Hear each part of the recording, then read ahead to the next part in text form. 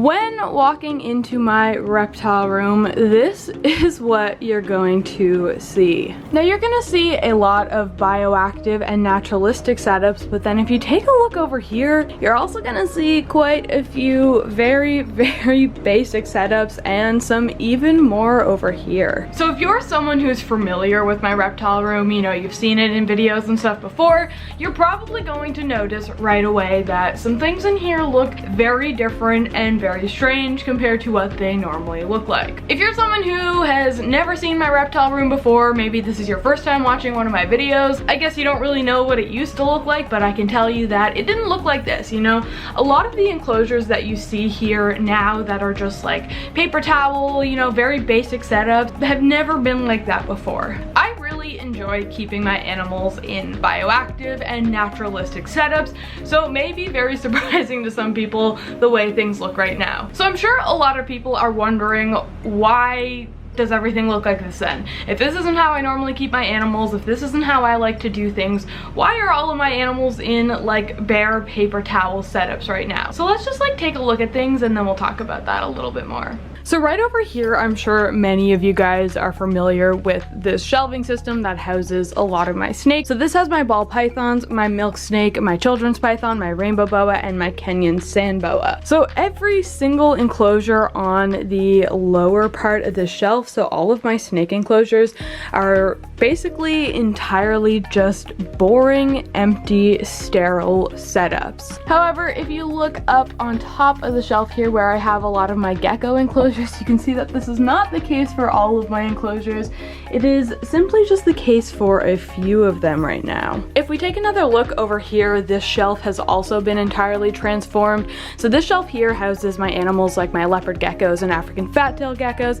Sandwich also lives here and my corn snakes. So once again, all of these enclosures here have been entirely emptied out and set up as very basic, sterile setup. But once again, it's not every single setup I have, you know, it is only some of them. So I'm sure a lot of people are wondering, what the heck happened in my reptile room? Why do so many of my enclosures look the way they do right now? Why would I do this to my animals' enclosures? I don't know, whatever you're thinking, let's talk about that. So the first thing that might pop into someone's mind when they're trying to think of what is going on here might be something like, oh no, all of her snakes have mites, or her geckos have this issue going on, or whatever is, I don't know, whatever you're thinking.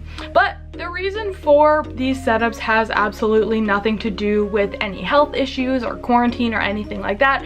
There's no mites or anything going on in this reptile room right now. So despite it possibly looking that way, that is definitely not the reason for the current setups. The reason so many of my enclosures look the way that they do right now is basically just because I decided that I wanted to do a massive deep clean of my animal room. So I decided I wanted to basically deep clean a ton of my enclosures and also just the room in general. You know, I have so much stuff here, so much things I don't use anymore, so many things I need to just get rid of. So I just decided I wanted to do a massive clean of a lot of my enclosures and the room in general. So the reason why I decided to take everything out of my enclosures all at once rather than maybe just cleaning one enclosure at a time is basically because I decided I want to change up a lot of my enclosures. So I didn't want to just empty one enclosure out, clean that stuff, and then put it all back in there because I want to change things up. So what I decided to do instead was basically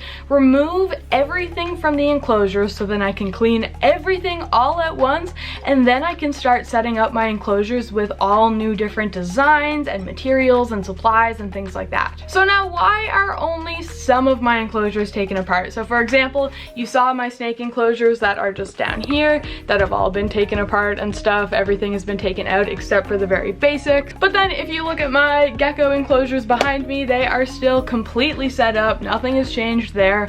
And basically the reason for that is, if you notice all of the enclosures that I still have set up, they're all my bioactive ones. I didn't take apart any of my bioactive enclosures because these tanks are already established and set up. You know, there's nothing that I want to change up in there. These enclosures especially, I just redid a lot of them very recently over the summer. So there's no reason for me to need to do any sort of deep cleans on these right now. These enclosures are doing just fine, and you know, most of them are full of live plants and stuff, so these aren't plants that I'm going to be bringing up to my bathtub and washing off or anything. They're staying right where they are. So it's only the enclosures that I have set up with things like fake plants and fake hides and whatnot that I'm planning on redoing. I guess that's not entirely the truth, because I did actually take down a few bioactive enclosures that I plan on redoing, but for the most part my bioactive enclosures have remained untouched, with a few of them here and there that I am going to be fully redoing. So since these setups are very temporary and they're only meant to last until I redo everything, which, you know, is only going to take a few days, these are only set up with the very bare basics my animal needs. So I have a warm hide over here, I have a cool hide over here, and then I have a water dish with some paper towel substrate to help absorb any messes my animal may make. And if you go around looking at all of the other enclosures here, you're basically just going to see the same thing in every single one of them. You're basically just going to notice a warm hide, a cool hide, and a water dish. So I briefly want to talk about my plans for my snake enclosures. So the snake enclosures behind me currently house my ball pythons, milk snake, children's python, Kenyan sandboa, and rainbow boa. As you all know already, I basically took down these enclosures completely. I removed everything out of them. They're all just set up with the very basics that they need right now. These enclosures obviously are going to get redone very soon. With that said, let's talk about what's going on with my snakes, because my snakes are not going to be staying in these enclosures for very long. I'm not going to explain too much detail right now because I do want to do a whole video on it, but basically I overall just decided that it is time to upgrade my snake care. Also, one of my Mist King systems is just turned on right now, so if you hear that going on, that's what that is. But anyways, back to my snakes. So I decided that it is time to upgrade basically all of my snakes. After learning more about them and just my experience keeping animals and stuff, I think that I could definitely be providing more for them and I could be caring for them better. So one of my main plans for the new year is to upgrade all of my snakes. I'm basically working on that plan right now because I am planning on building a lot of stuff myself. So it is going to be a bit of a process, but that is my plan for the new year. With that said, in the time being, obviously I still need to give these snakes better enclosures than what they're in right now, because this is not how you should keep a snake long term at all. So these enclosures will be getting redone, but just know in the new year that basically every single animal in these enclosures is going to get an upgrade, which then is going to leave me with a bunch of empty exoterras that I can upgrade some of my other animals into. So lots of exciting plans coming soon. So right in the corner of my room here, I have these 3 really large bins. I don't know exactly how big they are, but I'm pretty sure they're over like 50 gallons each. I think they're 50 or 60 gallons. Anyways, they're pretty large bins, and as you can see, they kind of just have stuff in them. So this is basically all of the stuff that I removed out of the enclosures that I took apart. So this entire bottom bin right here is just full of cork and wood, and this is all just natural stuff basically. And this bin right here is where I have all of the like fake plants and everything. There's some hides in there. So these 2 bins right here is basically stuff that has been used in enclosures before, and I want to give it all a big wash, you know, sanitize it all so then I can reuse it in my enclosures again. And then this top shelf here has stuff that basically has never been used in enclosures before. So these like cork branches and stuff that you're seeing are branches that I bought new, so they've never been inside of an enclosure before.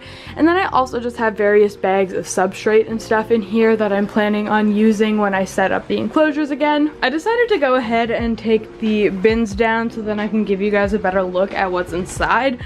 So this here is the bin that I was saying just has all of the cork and wood and everything in it. So there's just like a ton of different cork flats, cork rounds, grapevine, all sorts of stuff. So all of this stuff is basically going to need to be sanitized, and then I can start using it in enclosures again. And wow, I never realized how much cork I had until I was like putting it all in one place. And that's not even all of it. Like I said, I didn't take apart any of my bioactive enclosures and stuff, so I still have way more, which is just like, wow, that's a lot of wood. This bin here is the one that I was saying has like brand new cork that I bought and just some substrate and stuff. So yeah, that's just what's in here. I'll obviously need a lot more substrate to fully redo all of my enclosures, but this is what I have so far. There's a big block of cocoa husk here, some forest floor, obviously core coconut fiber, some aspen.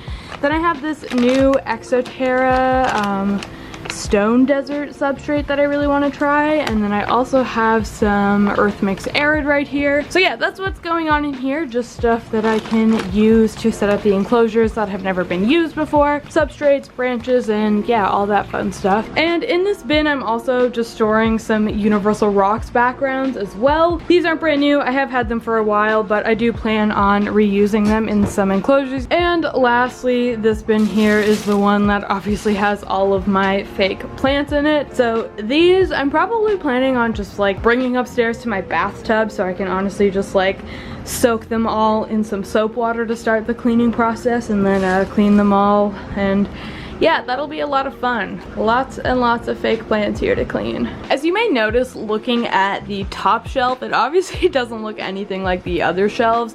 You know, these ones all have Exoterras on it that fit nice and perfectly, you know, everything looks good there. But then this top shelf, I don't know, it's just kind of looking weird right now. And that is because the Exoterras that are up there are currently sitting on the floor right now because I'm making custom backgrounds for them. So these are the Exoterras that belong to my African fat-tailed geckos and also Sandwich, my chubby frog. So these are some of the ones that I do plan on setting up bioactive, which is why I took them off the shelf, spray foamed them. These two have been carved, this one not completely yet. This one hasn't been carved at all. So these are obviously a work in progress right now, and then when they are complete, they'll be going right back up on this shelf here. They will all be getting nice new bioactive enclosures very soon. So I'm really looking forward to getting these done. So that is what is going on in my pet room right now. It's been a while since I've done just sort of an update like this, you know, a more casual vlog style one, so I do hope that you guys enjoyed it. So now that I've told you guys all this, you know, I told you about how I have plans to upgrade a lot of these enclosures, do some makeovers, I'm cleaning a lot of things. I am going to say yes, I do plan on filming it, so I am going to have some videos coming out soon of like setting up my new ball python enclosures or setting up my leopard geckos enclosures, things like that. So yeah, I am really excited for the content that is going to be coming soon on this channel. It's been a little while since I've done just a casual reptile room update like this, and I honestly would really like to do more of them. So if you guys do enjoy this sort of thing, you know, just kind of me taking you around my reptile room, showing you what's going on in the moment, talking to you guys about my future reptile room plans, please let me know, because if you do, I will definitely do more of these videos. I'll probably just do them regardless though, because I like them. So yeah, lots of these videos coming soon, I guess. With that said though, I am just going to go ahead and end the video here. Thank you guys so much for watching. Again, I do hope you enjoyed it. If you did, be sure to give this video a big thumbs up and don't forget to subscribe to my channel. Also, feel free to check out my social media. It will all be in the description down below, and I would love to have you guys there. So if you want to do that, please do. All that said, I do hope you guys enjoyed the video, and I will see you all in my next one.